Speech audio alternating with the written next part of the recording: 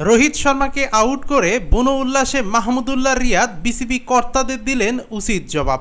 আর 3 ছক্কায় 1 ওভারে সাকিব দিলেন 22 রান। শনিবার নিউ ইয়র্কের নাসাউ কাউন্টি স্টেডিয়ামে প্রস্তুতি ম্যাচে মুখোমুখি হয় বাংলাদেশ। এদিন ম্যাচ শুরুর আগে মুস্তাফিজকে দেখে বুকে জড়িয়ে নেন আইপিএলের ক্যাপ্টেন সঞ্জু স্যামসন। আইপিএল 2021 মৌসুমে রাজস্থান রয়্যালসের হয়ে মাঠ মাতান মুস্তাফিজ। সেবার রাজস্থানের ক্যাপ্টেন সঞ্জু স্যামসনের আস্থার প্রতীক হয়ে উঠেছিলেন কাটার মাস্টার। তাই তো আজকে ফিজকে দেখেই এগিয়ে আসেন স্যামসন। তবে ব্যাট হাতে জ্বলে উঠতে পারেননি স্যামসন। এদিন টসে হেরে আগে বোলিংয়ে নেমে সঞ্জু স্যামসনকে 1 রানেই আউট করেন শরীফুল ইসলাম।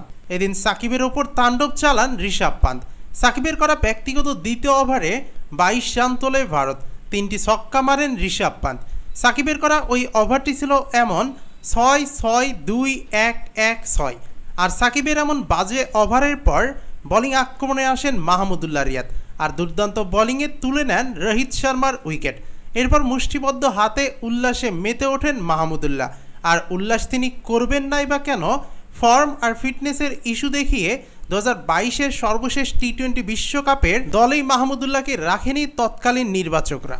অথচ দলের বাকি ক্রিকেটাররা সহজ ক্যাচ মিস করলেও সেই মাহমুদুল্লাহ রিয়াদ আজকে দারুণ বোলিংয়ের পর নিয়েছেন দুর্দান্ত এক ক্যাচ।